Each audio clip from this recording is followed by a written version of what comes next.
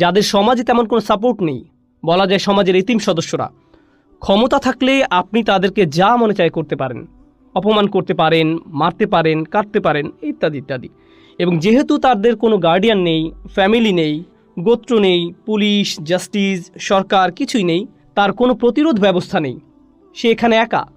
সমাজের এমন অবস্থাতেই আল্লাহ সুবহানাহু ওয়া তাআলা রসুলের উপর এই শক্তিশালী সূরাটি অবতীর্ণ করেন। আগের সূরাটিতে আল্লাহ তাআলা তার নেয়ামতের বর্ণনা করেছিলেন সূরা কুরাইশে। সমাজের এমন অবস্থাতেই আল্লাহ সুবহানাহু ওয়া তাআলা রসুলের উপর এই শক্তিশালী সূরাটি অবতীর্ণ করেন।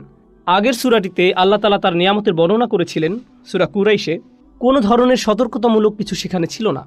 এখন এই সূরায় আমরা দেখব যে বর্ণনা ভঙ্গি সম্পূর্ণ বিপরীত হয়ে গেছে। সূরা কুরাইশ আল্লাহ বলেছিলেন যে তোমরা শান্তিতে সফর করতে পারো, গরমে শীতে, আমি তোমাদের খাদ্য দিয়েছি, আমি তোমাদেরকে নিরাপত্তা দিয়েছি। শুধু আল্লাহর নেয়ামতের বর্ণনা, কোনো সতর্কতামূলক কিছু নেই। এখন যখন আল্লাহর নেয়ামত জানার পরেও তাদের আচরণে কোনো পরিবর্তন হলো না, সাইকোলজির ভাষায় এটাকে বলা হয় পজিটিভ রিইনফোর্সমেন্ট। পজিটিভ রিইনফোর্সমেন্ট যখন কাজ হলো না, তখন নেগেটিভ রিইনফোর্সমেন্ট ছাড়া উপায় নেই। এই আচরণের পরিণতি কি হতে পারে? আল্লাহ তাআলা এখন তীক্ষ্ণ ভঙ্গিতে তাদের বুঝিয়ে দিচ্ছেন। আপাত দৃষ্টিতে যদি আপনি এই সূরাটির অনুবাদ পড়েন, আপনার কাছে মনে হতে পারে যে সূরাটিতে আসলে দুটো গ্রুপের কথা বলা হচ্ছে। সূরাটি আপনার কাছে দুই ভাগে বিভক্ত বলে মনে হবে। এটি খুবই সংক্ষিপ্ত একটি সূরা, মাত্র 7টি আয়াত। আরাআইতাল্লাযী ইউকাযযিবু বিদ্দীন ফাযালিকাল্লাযী ইয়াদউল ইয়াতীম ওয়া লা ইয়াহুদ্দু আলা তুআমিল মিসকিন। এটা হচ্ছে প্রথম ভাগ, 3টি আয়াত। সাধারণভাবে যদি অনুবাদ করা হয়, আপনি কি দেখেছেন তাকে যে বিচার দিবসকে মিথ্যা বলে? সে তো সেই ব্যক্তি যে এতিমকে গলা ধাক্কা দেয় আর মিসকিনকে খাদ্যদানে উৎসাহ দেয় না। আমি এখনই গভীর বিশ্লেষণে যাচ্ছি না, শুধুই সরল অনুবাদ নিয়ে আলোচনা করছি। তো এটা ছিল এক ধরনের মানুষদের নিয়ে আলোচনা। এখন এই সূরার দ্বিতীয় অংশের ভিন্ন মানুষদের নিয়ে আলোচনা চলছে। ফাওয়াইলুল লিল মুসাল্লিন আল্লাযীনা হুম আন সালাতিহিম সাহুন আল্লাযীনা হুম ইরাউন ওয়া ইয়ামনাউনাল মাউন। সাধারণ অনুবাদে, অতএব দুর্ভোগ সেই নামাজীদের জন্য যারা তাদের নামাজ আদায়ের ব্যাপারে অমনোযোগী, যারা লোক দেখানোর জন্য তা করে আর প্রয়োজনীয় গৃহ সামগ্রী অন্যকে দেয় না। আপাত দৃষ্টিতে মনে হয় যে এখানে দুটা গ্রুপের কথা বলা হচ্ছে।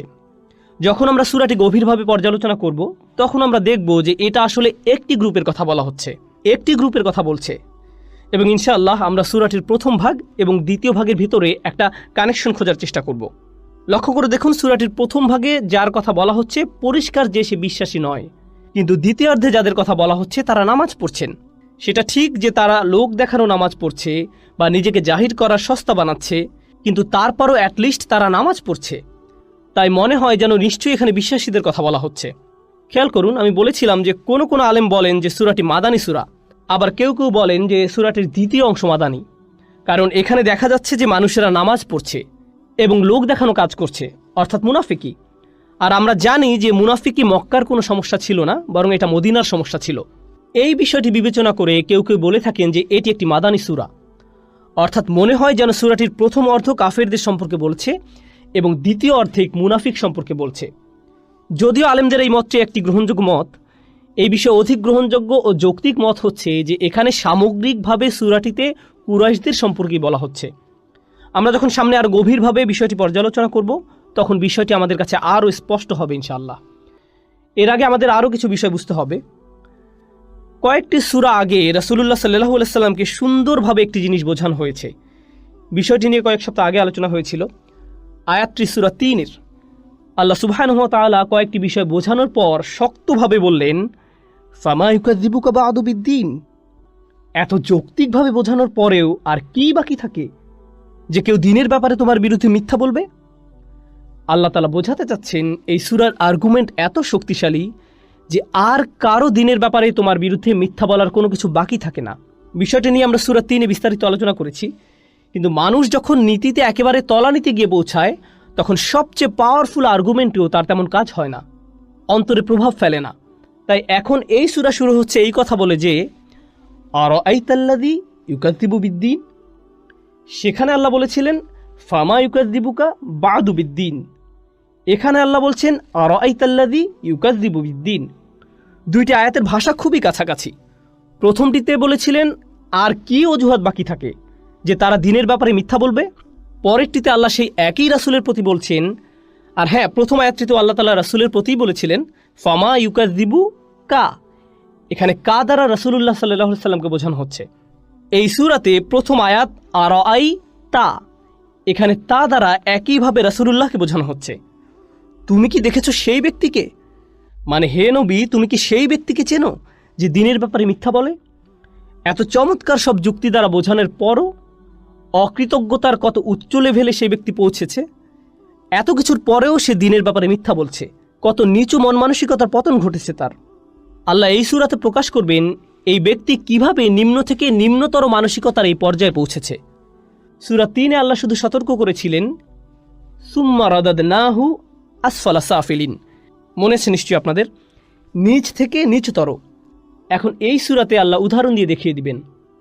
আগের সূরাটিতে বিষয়টা ছিল ব্যাপক, সেখানে সমগ্র মানব জাতি সম্পর্কে বলা হয়েছে লাকাদ খলাকনাল ইনসানা, মানে সমগ্র মানব জাতি।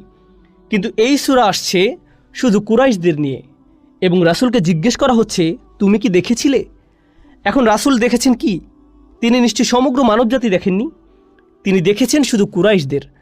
অর্থাৎ এখন আঙুল তাক করা হয়েছে কুরাইশদের দিকে। জেনারেল ওয়ার্নিং থেকে পরিবর্তিত হয়ে বিষয়টি খুবই সীমিত আকারে, নির্দিষ্টভাবে এবং সরাসরি এই অপরাধীদের প্রতি ইঙ্গিত করা হচ্ছে। আরও নির্দিষ্টভাবে বললে কুরাইশ লিডারদের প্রতি ইঙ্গিত করা হচ্ছে। সেটা আমরা শীঘ্রই দেখতে পাবো ইনশাআল্লাহ। তো আরাআইতা প্রথম শব্দগুলো, এটা একটা অলংকারিক প্রশ্ন, তুমি কি দেখেছিলে? এতক্ষণ আমরা দুই ধরনের প্রশ্ন পেয়েছি যা আল্লাহ তাআলা তার বার্তাবাহককে করেছিলেন সাল্লাল্লাহু আলাইহি সাল্লাম। আল্লাহ বলেন আলাম তারা, তুমি কি দেখো নাই? এটা সূরাতুল ফিলে ছিল। আল্লাহ বলেন আলাম তারা কাইফা ফাআলা রাব্বুকা বিআসহাবিল ফিল, আলাম তারা কাইফা ফাআলা রাব্বুকা বিআদ। অর্থাৎ এই আলাম তারা হচ্ছে তুমি কি দেখোনি, আর এখন আরাআইতা তুমি কি দেখেছিলে। তাহলে দুইটা শব্দের মধ্যে পার্থক্যটা কি? আচ্ছা, প্রথমটা আলাম তারা, যেমনটি আমরা বুঝেছিলাম সূরাতুল ফিলের আলোচনায় এবং অন্যান্য জায়গায়, এটা আসলে সে অবস্থাটা বোঝায় যখন রাসূল সাল্লাল্লাহু আলাইহি সাল্লাম পরাভূত হয়ে পড়েন, অথবা চাপগ্রস্ত হন, অথবা একের পর এক ওহীর ভারে নুয়ে পড়ার অবস্থা। তিনি দাওয়াত দিয়েই যাচ্ছেন অথচ ফল পাচ্ছেন না, এবং তিনি দেখেন যে সকল ক্ষমতা বিরোধীদের হাতে, আর ওনার হাতে কিছুই নেই। ঠিক এরকম সময়ে আল্লাহ স্মরণ করিয়ে দেন, তোমার কি আগের সেই ঘটনাগুলো জানা নেই যেগুলোর পরিণতি ঘটেছিল আমার হাতে, এবং কিভাবে আমার সাহায্য পৌঁছায়? তুমি কি দেখো নাই? এই যে তুমি কি দেখো নাই, এটা সে সকল ক্ষেত্রেই ব্যবহার করা হয় যখন রাসূলুল্লাহ ভোগান্তির মধ্যে থাকেন সাল্লাল্লাহু আলাইহি সাল্লাম। কিন্তু এখন এক্ষেত্রে আল্লাহ তাআলা রাসূলের কঠিন অবস্থা নয়, বরং শক্ত অবস্থান দেখাচ্ছেন, তাদের দিকে ইশারা করছেন যাদেরকে নিচু দৃষ্টিতে দেখা উচিত। কুরাইশদের ছোট করে দেখতে বলছেন। অর্থাৎ দুর্বল বা পরাভূত অবস্থা থেকে আল্লাহ তাআলা এখন রাসূলকে শক্তিশালী অবস্থানে নিয়ে আসছেন সুবহানাহু ওয়া তাআলা। আলোচনা আরও অগ্রসর হলে আমরা বিষয়টি আরও ভালোভাবে বুঝবো ইনশাআল্লাহ। আরেকটা বিষয় যেটা খুবই গুরুত্বপূর্ণ আমাদের জন্য, সেটা হলো আল্লাহর দয়া। শায়েখ মুতাওয়াল্লি আশ-শাওরি রাহিমাহুল্লাহ তার ক্লাসে এই সূরার উপর আলোচনা করতে গিয়ে দারুণ একটা মন্তব্য করেছেন। তিনি বলেন, একজন শিক্ষক প্রায়ই এমন প্রশ্ন করেন যেটা তিনি জানেন যে তার ছাত্ররা এই প্রশ্নের উত্তর ভালোভাবেই দিতে পারবে। এর মাধ্যমে শিক্ষকের উদ্দেশ্য থাকে যাতে করে প্রশ্নটির দ্বারা ক্লাস সরব হয়, ছাত্ররা মজা পেয়ে জেগে ওঠে। গণিতের শিক্ষক হঠাৎই জিজ্ঞেস করে বসে 2 + 2 = কত? টিচার অবশ্যই জানেন যে ছাত্রটা এটা সহজেই বলে দিবে, তারপরেও তিনি প্রশ্নটা করেন যাতে তারা অন্যমনস্ক না হয়, তাদের মনকে ক্লাসে উপস্থিত রাখার জন্য, চিন্তাভাবনা সচল রাখার জন্য শুধু তারা এই প্রশ্নটি করা। এটা যে কোনো উত্তম শিক্ষকের স্টাইল বলা যায়, এ ধরনের অলংকারিক প্রশ্ন করা। টিচিং প্রফেশনে এরকম উদাহরণ সবসময় দেখা যায়। আল্লাহ তাআলা এখানে শিক্ষকের ভূমিকায় আছেন, আর তিনি তার শ্রোতাদের সাথে ঠিক এই কাজটাই করছেন।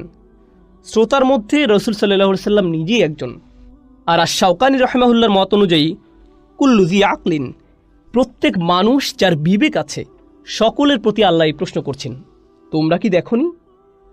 পর্যবেক্ষণের জন্য আল্লাহ সকলকে বলছেন যে শিক্ষা আল্লাহ দিচ্ছেন, নিজেদেরকে সেটার মধ্যে রেখে চিন্তা করার আদেশ এখানে করা হচ্ছে। কারণ আমরা এই আয়াতের শিক্ষা শুধুমাত্র পড়ার মধ্যে অর্জন করতে পারবো না। দুনিয়া সম্পর্কে চিন্তা সাথে আল্লাহ আমাদের যেটা বোঝাতে চাচ্ছেন সেটা পর্যবেক্ষণের মাধ্যমেই আমরা এই আয়াতের শিক্ষা লাভ করতে পারি। আল্লাহ আমাদের চিন্তা করতে বলছেন, মুক্ত মন নিয়ে আশেপাশের বাস্তবতা পর্যালোচনার জন্য বলছেন। তো কোন বিষয়ে আল্লাহ তাআলা আমাদের পর্যবেক্ষণের জন্য বলছেন? আরাআইতা শব্দটার পর সূরাটিতে যে শব্দটা আসছে সেটা হচ্ছে আল্লাযী, মানে যার দ্বারা করা হয়েছে। এই আল্লাদি শব্দটা ক্লাসিক্যাল তাফসিরে দুইভাবে অর্থ করা হয়েছে। এটা খাস, মুখতাস, মানে নির্দিষ্টভাবে শুধু একজন কাফিরকে বোঝানো, নির্দিষ্ট একজন অবিশ্বাসীর প্রতি ইঙ্গিত করা হচ্ছে। যেমন আস ইবনে ওয়াইল, ওয়ালিদ ইবনে মুগীরা, আখনাস ইবনে শুরাইক কিংবা আবু জাহল, অথবা সবার পরিচিত আবুল আহাব। সামনে যেহেতু আবুল আহাবের নামে একটা পূর্ণাঙ্গ সূরা আসছে, তাকে ধরে নেওয়া যৌক্তিক। আবার সে ছিল ট্রেজারার, এটাও একটা কারণ হতে পারে। কাবা ঘরে যত দান সদকা আসতো সেগুলোর বন্টনের দায়িত্ব ছিল তার উপর। অর্থাৎ এতিম অসহায়দের প্রতি অবিচার করতে পারে এমন ব্যক্তিদের মধ্যে সে অন্যতম। মূলত সূরাটিতে যে বিষয়ে আলোকপাত করা হচ্ছে, তাহলে 1 নম্বর মত দ্বারা স্পেসিফিকভাবে শুধুমাত্র একজনের প্রতি ইঙ্গিত করা হচ্ছে এমনটা বোঝাচ্ছে। 2 নম্বর মত হচ্ছে আল্লাদি দ্বারা এমন যে কোনো ব্যক্তি বোঝায় যার উপর সূরাটির বিবরণ খাটে, সার্বজনীন, মানে নির্দিষ্ট করা নয়। আল্লাহ এখানে কারো প্রতি ইঙ্গিত করছেন না। আল্লাহ বলেননি আর আইতা ওয়ালিদ, তুমি কি দেখেছো ওয়ালিদকে? আর আইতা আখনাস ইবনে শুরাইক, আল্লাহ এভাবে বলেননি। তাহলে যখন তিনি তাদের নাম উচ্চারণ করেননি, তারা এই আয়াতের ভিতর পড়তে পারে, তবে এটা শুধু তাদের মধ্যে সীমিত থাকছে না। এটা হচ্ছে মূল কথা। তাদেরকে বোঝানো হচ্ছে, তবে সীমাবদ্ধ থাকছে না। তবে এখানে মজার বিষয় হচ্ছে যে অন্যায়কারী, যার মধ্যে অন্যায়ের অনুভূতি বর্তমান, তাকে যদি আপনি বলেন তুমি কি সে ব্যক্তিকে চেনো যে দিনের ব্যাপারে মিথ্যা বলে? মনে করুন আপনাদের কারো মধ্যে অন্যায়ের ফিলিংস রয়েছে। যেমন ধরুন আপনি কথায় কথায় সন্তানের উপর রেগে যান, এই ভুলের অনুভূতি আপনার মধ্যে আছে।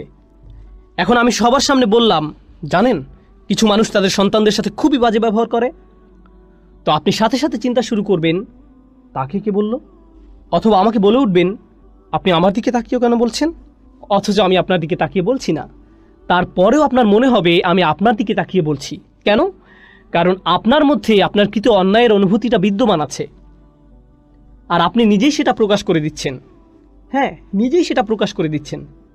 তো এই আল্লাজি শব্দের ব্যবহার দ্বারা অনেকটা এরকম অন্যায়কারীদের প্রতি ইঙ্গিত করা হচ্ছে, যাতে তারা ওভাবে ভাবে যে আমার কথা বলা হচ্ছে নাকি, আমার সম্পর্কে তাদেরকে কে জানালো, তাদের এত বড় সাহস কিভাবে হলো। মানে আল্লাজি শব্দটা তাদের এভাবে চিন্তা করতে বাধ্য করছে। তারা ভাবছে রাসূলুল্লাহ তাদের বিরুদ্ধে সরাসরি কথা বলছেন, হয়তোবা প্রকাশ্যে নয়, কিন্তু অন্তত পক্ষে ততটুকু প্রকাশ্যে যতটুকু বললে তাদের সম্মানে লাগে। আর তারা চিন্তায় পড়ে যায়, মানুষজন হয়তো ভাববে যে এই সূরাটিতে আমাকেই তিরস্কার করা হয়েছে। তো আসলে এই সূরাটির তেলাওয়াতের মাধ্যমে সমাজে রীতিমতো একটা সংঘাতের আবির্ভাব ঘটেছে। আমাদের বুঝতে হবে যে কোরআন যখন নাজিল হয় তখন সেটি পাঠশালার দার্সের আকারে হয়নি। যখন কোরআনের প্রতিটা আয়াতের আবির্ভাব ঘটে এবং রাসূলুল্লাহ সাল্লাল্লাহু আলাইহি সাল্লাম তেলাওয়াত করেন, আয়াতগুলো সোসাইটিতে কাফেরদের জন্য হাজারো সমস্যার সৃষ্টি করে। তাদের জন্য রীতিমতো আকাশ থেকে পড়া বজ্রপাতের মতো হয় এক একটা আয়াত। এক একটা আয়াত তাদের প্রতি এক একটা আক্রমণের মতো, এক একটা ধাক্কা। এতে তাদের জারিজুরি সব ফাঁস হয়ে যায়। তাদের অনুভূতি হয় এমন যেন আয়াতগুলোর দ্বারা তাদের ফাউন্ডেশন চুরমার করে দেওয়া হচ্ছে। সামগ্রিকভাবে এই সূরার চিত্র যা আমাদের সামনে আছে অনেকটা এরকমই। সুবহানাল্লাহ।